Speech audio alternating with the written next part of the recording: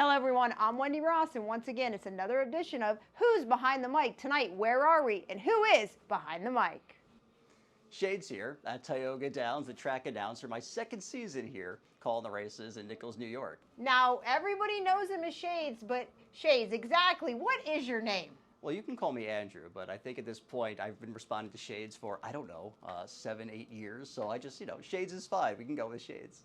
Okay, so you're the track announcer here right now at Tioga Downs, but you've kind of become a big part of the Meadowlands Tioga team here in the summer, and then you help out and go back to the Meadowlands throughout the fall and the winter. How has it been getting to be a part of the big Meadowlands Tioga program and team? Yeah, what's really nice is when I got invited to go to the Meadowlands, of course I did a bunch of TV analysis with Dave Brower, Dave Little, who are just tremendous guys to work with.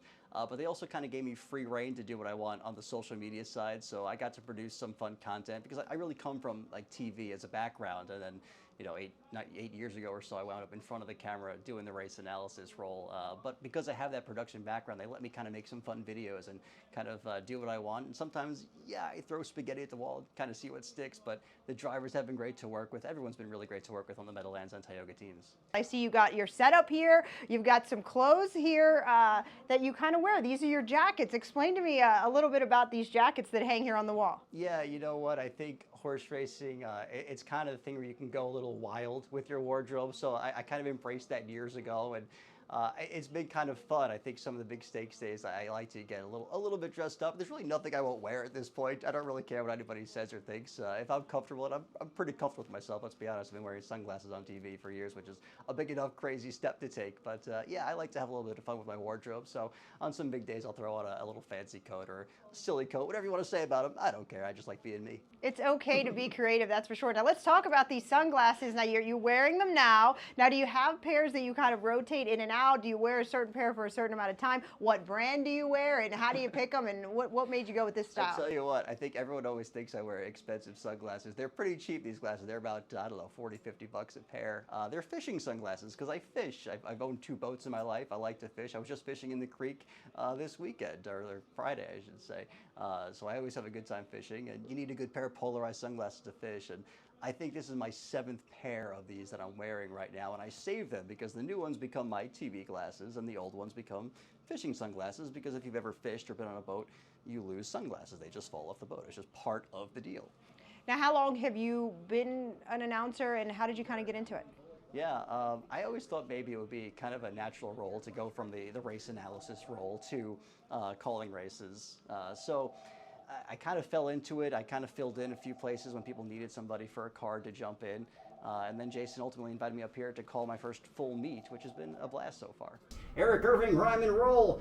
In the center of the racetrack, deep stretch, rhyme and roll. New number Hoodis, rhyme and roll to win it. Shades, everyone seems to have their tricks or tools of the trade. What are a couple of yours? We see that you have sort of a colored program diagram hanging here on your window. Explain to us how you use that. Yeah, this is like a little template that James Witherite, who's now the charter over at Harris Philadelphia, sent me, which had a bunch of the driver's colors on it, and it's just a little quick sheet that's not a full program, so I could hang it on this little clip stand here, so I could take peeks throughout the race call at it. But it definitely helps having the driver's colors, and they're so detailed too. James made all these driver's colors, which are great, especially when the horses are going away from you into that first turn. Having the colors there really helps call the race. Explain to us, you have 2 sets of binoculars here. Do you use the binoculars often? I do use them. I have a longer pair, depending on the night. It's a shorter field of view, obviously, so the shorter pair I could see more of the horses, but I'll switch it up. I don't know. I definitely call them with binoculars every race, and sometimes even when they're coming down in front of me, I forget I'm still using them, and I just see this giant horse, which is kind of fun. So I see we have some protein bars here. What are some essentials for Shades as far as food and drink go on a nightly basis? Yeah, I like to pretend I eat healthy, and I will bring up, a bag of grapes in the booth, but most race days, I usually come straight from the gym, have about an hour break. So yeah, I got a protein shake and a pack of protein bars sitting here just in case. And it does keep me full throughout the night. So yeah, I'm a bit of a gym rat when it comes down to it. Shades, we know that you have a very dominant thoroughbred background, so tell us a little bit about some of the announcers that you admire, thoroughbred and some on the harness side as well. Yeah, sure. I mean, I'm a New York guy, so I kind of grew up with Tom Durkin, obviously, in New York, and I got to meet him and do an interview with him down in Tampa, because he actually called down in Tampa. He's called harness too. He's called everything, Tom Durkin. He's just a tremendous guy, and obviously has that tremendous voice. Baby B comes away with an air lead, but official is right there at her throat latch as they turn for home. I mean, Paul Allen out of Canterbury Park is one of my favorites. I worked out there. He's just a goofball who doesn't take it too seriously, and that's always kind of a debate with announcers. Is it serious, or are you just part of the show? So Roses for Doug in full bloom, but it's a little prickly because Min Freya prevails in the first. I try to blend that as much as I can and have a little fun in my race calls. On the harness side, only because I got to know him so well and he was so supportive, I gotta say Bozich is one of my favorites, and it's probably not just because he has fun and he's so accurate.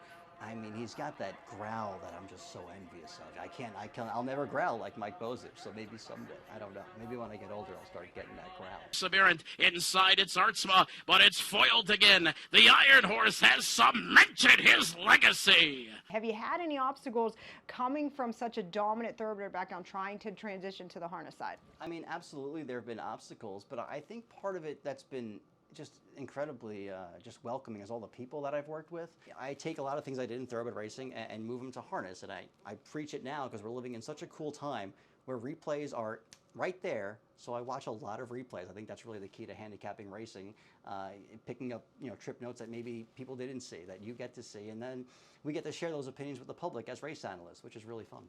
Shades, now what kind of schooling did you do, or if any, to get you kind of into the TV and the production side of things? Yeah, I kind of went to school for TV, radio, and film production, so behind the scenes kind of things. And I think my first real job in that field, I worked in baseball for 4 years as a production manager, so I was kind of overseeing the live event production for a few baseball teams, all the things you see on the video board and the on-field entertainment. I've always been kind of a fan of live event production, so that's what we're doing here in horse racing now. Now I'm just either in front of the camera or part of the show instead of directing the show. What about those New York Mets? You're not a fan, are you? Yeah, I'm not a fan of a lot of team sports. Baseball is the only real team sport I follow, and the Mets, we're in first place right now, even though we seem to be struggling lately. We got a nice win today against the Yankees. Sorry, Yankee fans. I try to peek sometimes during the live race calls and just update our fans. I mean, we are a New York track here, and I know Mr. Corral's a Mets fan too, so if I can update the Mets score during a race call, I'll slip it in here or there.